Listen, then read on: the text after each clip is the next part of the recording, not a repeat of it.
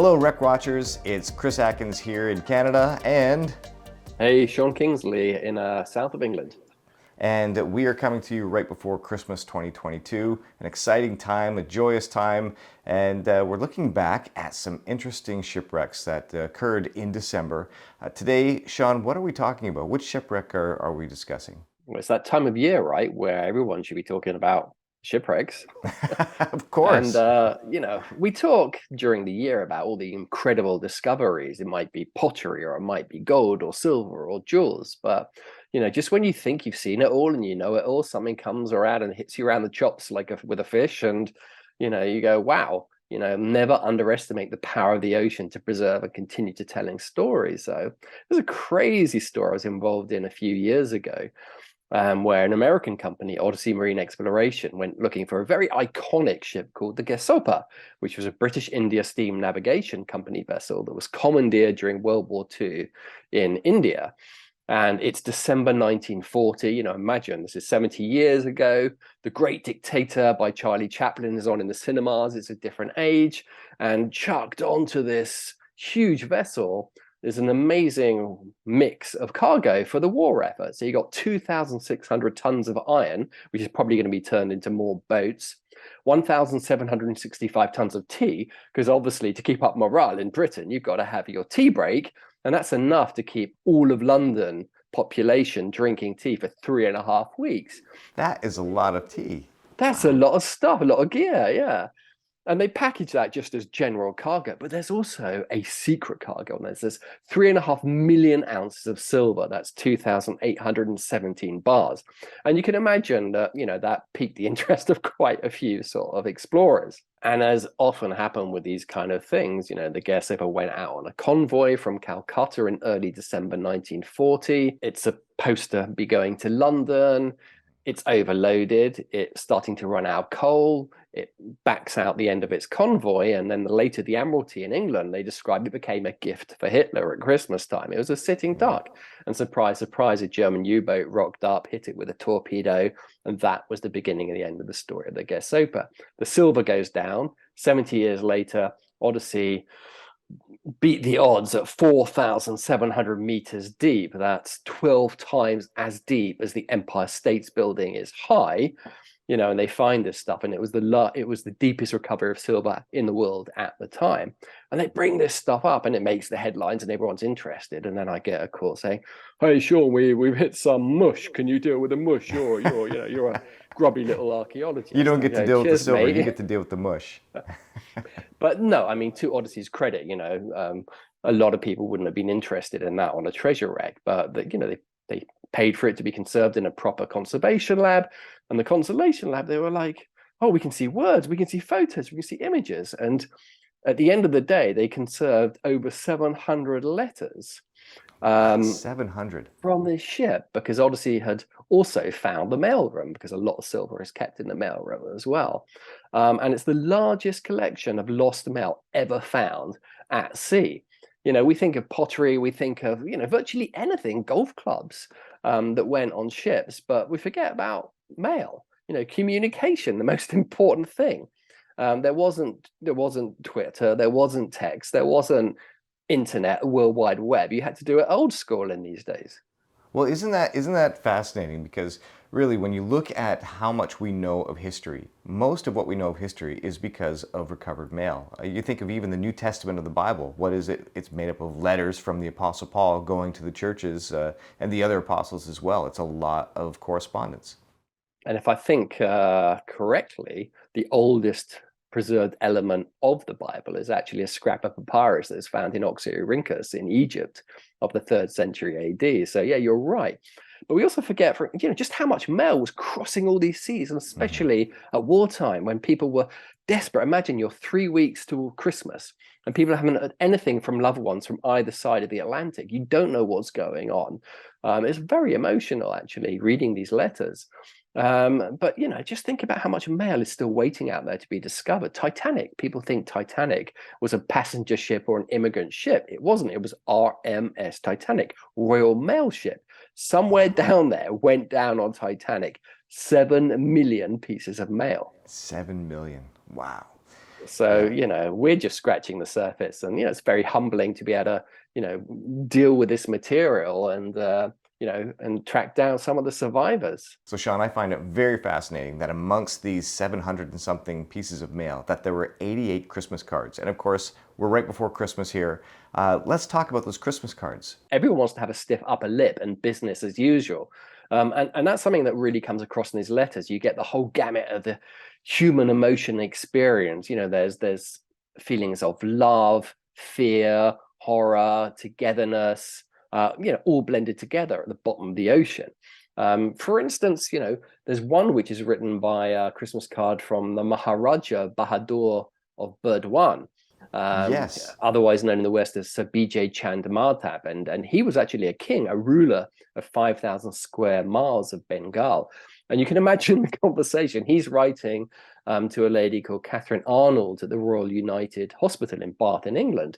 And you can imagine the conversation. You know, his aide is saying, it's this time of year, you know, we need to send out your Christmas cards, sir. And he's going, look, you know, we're in the middle of a war. Who cares? No, no, no. You know, appearances have to be kept up. And he writes, amidst the gloom and anxiety of the war, one must not forget to send good wishes to one's friends during Christmas and the coming year, you know, short and sweet.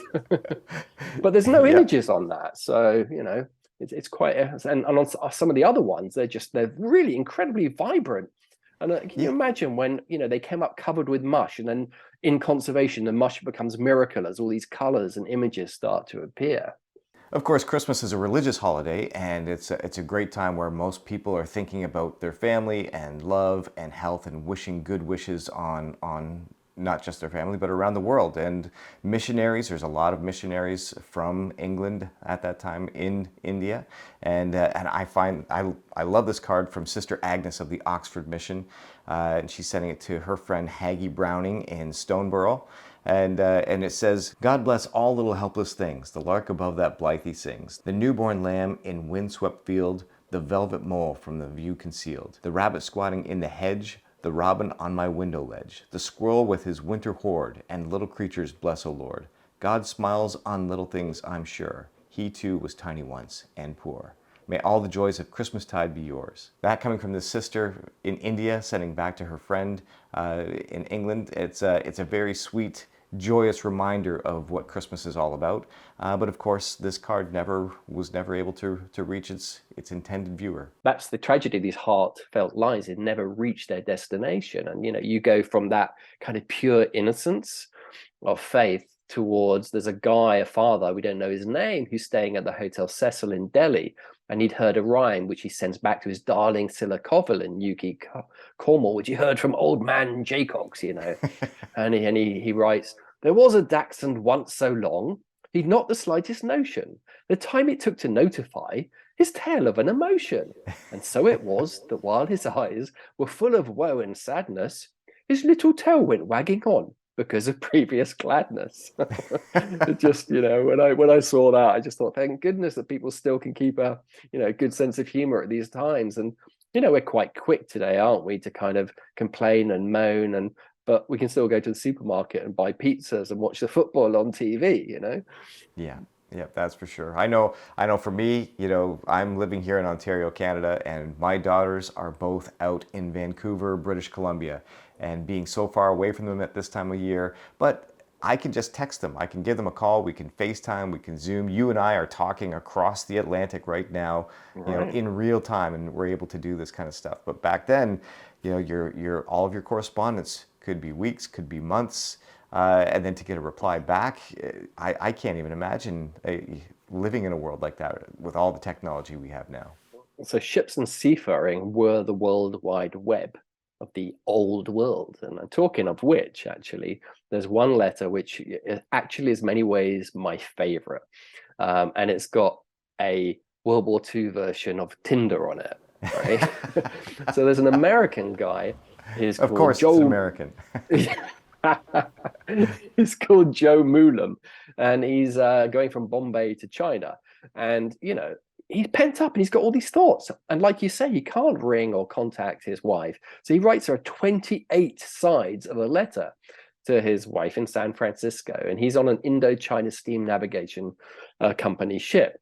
And he's clearly having an awful time. But again, it's kind of stiff upper lip. I've been starved for over a year with a terrible cooking on board the ship, he says. I have not tasted meat for months since I came to India. And with rotten cooking, it's making it worse. And he says, well, I had to pull out a tooth, which makes him eat slops. And I lost 2 fingernails, but I got nothing to complain about. And then he includes this newspaper clip, which he saw in a local Indian newspaper, which is kind of like a World War II version of Tinder. This poor, desperate, father, he's got these 5 young, beautiful sisters, his daughters, and he doesn't know what to do with it. He says, matrimonial husbands wanted. Husbands for 5 young and pretty sisters, age 16 to 24. Sounds a bit young to me. One is daring, one is alluring, one is coy, one is wild, one is wise. You can have your pick. It's like those commercials. It's like a used car salesman. We've got everything right here. Just take him away off my hands. Yeah. And he says, P.S. can't afford any dowry. Their youth and beauty will compensate you for it. And Joe Mueller, clearly he's got too much time on his hands. And he says to his wife, writes to her, what do you think about it? Should I apply for one of them? Or do you still love me? Yeah, well, I can imagine, having 2 daughters and being the only male in the house, they must have had just one bathroom. And that's why he had to try and get these girls out of there. It's a weird thing to do, isn't it? You would have thought arranged marriages. Why are you putting it in the newspaper? Sean, one of the letters that really touched me as we were going through them was the correspondence between J.H. Kenney and his people back home in Los Angeles. The Reverend and Mrs. L.F. Turnbull. And he'd only been home for a short time before he'd returned back, and he's lying in his tent in Kashmir, and he wrote that poem that really is really quite moving. I'm just going to read it here. God's peace is here, and yet what right have I to peace when over there millions die, and helpless wives and mothers anguished cry? My brothers, they who die in dreadful pain. My sisters, they who weep and weep again.